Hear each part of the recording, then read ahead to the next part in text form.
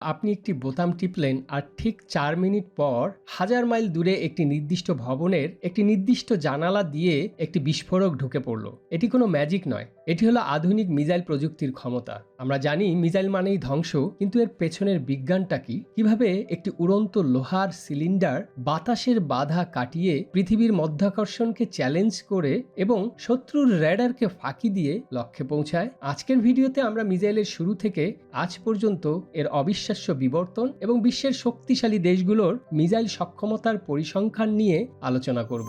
Hello বন্ধুরা, স্বাগতম হেইডেন্স being ফুডের আরও একটি এপিসোডে। মূল ভিডিওতে যাওয়ার আগে সাবস্ক্রাইব করে ফেলুন আর একটি লাইক দিয়ে দিন। মিলিটারি গ্যাজেট নিয়ে আমাদের আগের ভিডিওগুলো দেখে না থাকলে এই প্লেলিস্ট থেকে দেখে নিতে পারেন। ডেসক্রিপশনে ও ভিডিওর শেষে লিঙ্ক দেওয়া থাকবে। তো চলুন শুরু করা যাক। অনেকেই রকেট এবং মিসাইলের মধ্যে গুলিয়ে ফেলেন। সহজ কথায়, রকেট হলো একটি বাহন যা কেবল কোনো কিছু বহন করে উপরে নিয়ে যায়। কিন্তু যখন সেই রকেটের সাথে একটি গাইডেন্স সিস্টেম বা ব্রেইন বা মস্তিষ্ক এবং একটি ওয়ারহেড বা বোমা যুক্ত করা হয়, তখন সেটি হয়ে ওঠে মিসাইল। মিসাইলের 4টি প্রধান অংশ থাকে: প্রপালশন বা ইঞ্জিন, গাইডেন্স বা নিয়ন্ত্রণ, কন্ট্রোল বা ডানা এবং ওয়ারহেড বা বিস্ফোরক। এই 4টি জিনিসের নিখুঁত সমন্বয়েই তৈরি হয় একটি অব্যর্থ মরণাস্ত্র। মিসাইলের আধুনিক ইতিহাসের শুরু দ্বিতীয় বিশ্বযুদ্ধের সময় নাৎসি জার্মানির হাতে। ওয়ের্নার ফন ব্রাউন নামক এক বিজ্ঞানী তৈরি করেন V1 এবং পরে V2 রকেট। এটিই ছিল পৃথিবীর প্রথম দূরপাল্লার ব্যালিস্টিক মিসাইল। যুদ্ধের পর এই প্রযুক্তি ব্যবহার করে আমেরিকা এবং রাশিয়া তাদের মহাকাশ গবেষণা এবং মিসাইল প্রোগ্রাম শুরু করে। স্নায়ুযুদ্ধের সময় তৈরি হয় ICBM বা আন্তঃমহাদেশীয় ব্যালিস্টিক মিসাইল, যা পারমাণবিক বোমা নিয়ে এক মহাদেশ থেকে অন্য মহাদেশে আঘাত হানতে সক্ষম। একটি মিসাইল কিভাবে বোঝে সে কোথায় যাচ্ছে? এর জন্য প্রধানত 3টি পদ্ধতি ব্যবহৃত হয়। প্রথমটি হলো ইনারশিয়াল গাইডেন্স, যা জাইরোস্কোপ ব্যবহার করে মিসাইলের অবস্থান নির্ণয় করে। দ্বিতীয়টি হলো টেরেন কন্ট্যুর ম্যাচিং, যেখানে মিসাইল নিচের মাটির মানচিত্র দেখে নিজের পথ চিনে নেয়। আর আধুনিক মিসাইলগুলো GPS এবং ইনফ্রারেড সিকার ব্যবহার করে। ইনফ্রারেড সিকার ইঞ্জিনের তাপ দেখে শত্রু বিমানকে ধাওয়া করে। এ কারণেই আধুনিক মিসাইল থেকে পালানো প্রায় অসম্ভব। মিসাইল মূলত 2 ধরনের হয়। ব্যালিস্টিক মিসাইল অনেকটা বল ছুঁড়ে মারার মতো। এটি বায়ুমণ্ডলের উপরে উঠে আবার নিচে নেমে আসে। এটি খুব দ্রুত গতিতে চলে, কিন্তু পথ পরিবর্তন করা কঠিন। অন্যদিকে ক্রুজ মিসাইল হলো একটি ছোট বিমানের মতো।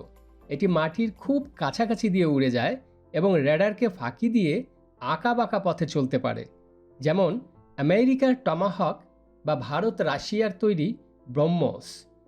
বর্তমানে হাইপারসনিক মিসাইল নিয়ে যে তোলপাড় চলছে তা শব্দের চেয়ে 5 থেকে 10 গুণ বেশি দ্রুত চলতে পারে। এবার আসা যাক সক্ষমতার পরিসংখ্যান নিয়ে। কার মিসাইল কত দূর যেতে পারে? রাশিয়া তাদের RS-28 সারমাট বা স্যাটার্ন 2 বিশ্বের সবচেয়ে শক্তিশালী ICBM, যার পাল্লা প্রায় 18,000 কিলোমিটার, যা পুরো পৃথিবী প্রদক্ষিণ করার সমান। আমেরিকার LGM-30 মিনিটম্যান 3 প্রায় 13,000 কিলোমিটার পর্যন্ত যেতে পারে। চীনের DF-41 মিসাইলটি 15,000 কিলোমিটার পর্যন্ত নিখুঁতভাবে আঘাত হানতে সক্ষম। ভারত তাদের অগ্নি 5 5,000 থেকে 8,000 কিলোমিটার পর্যন্ত লক্ষ্যভেদে সক্ষম। উত্তর কোরিয়ার হসং 17 13,000 কিলোমিটার বা তার বেশি যেতে পারে বলে ধারণা করা হয়।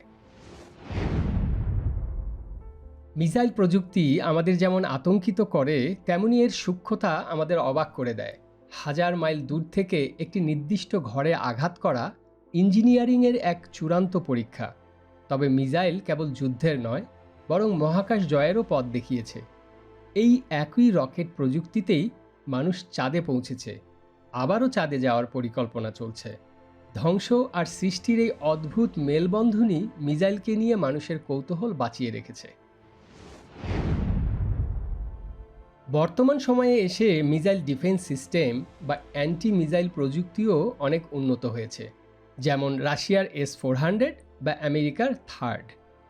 তবে হাইপারসনিক মিসাইল আসার ফলে এই ডিফেন্স সিস্টেমগুলো এখন বড় চ্যালেঞ্জের মুখে। প্রযুক্তির এই লড়াই প্রতিনিয়ত বিশ্ব রাজনীতিকে প্রভাবিত করছে।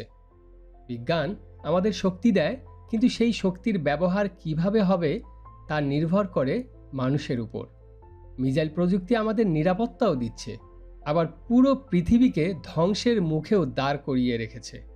আপনার কি মনে হয়, এই প্রযুক্তি কি পৃথিবীকে আরও নিরাপদ করছে নাকি আরও বিপজ্জনক করছে? কমেন্টে আপনার মতামত জানান। আর ভিডিওটি ভালো লাগলে একটি লাইক দিতে পারেন ও বন্ধুদের সাথে শেয়ার করতে পারেন। এরকম আরও মিলিটারি তথ্য, জ্ঞান বিজ্ঞানের রহস্যময় অনুসন্ধানে আমাদের ফলো ও সাবস্ক্রাইব করে রাখুন। দেখা হবে পরের ভিডিওতে। ততক্ষণ পর্যন্ত ভালো থাকুন, কৌতূহলী থাকুন আর সুস্থ থাকুন সব সময়।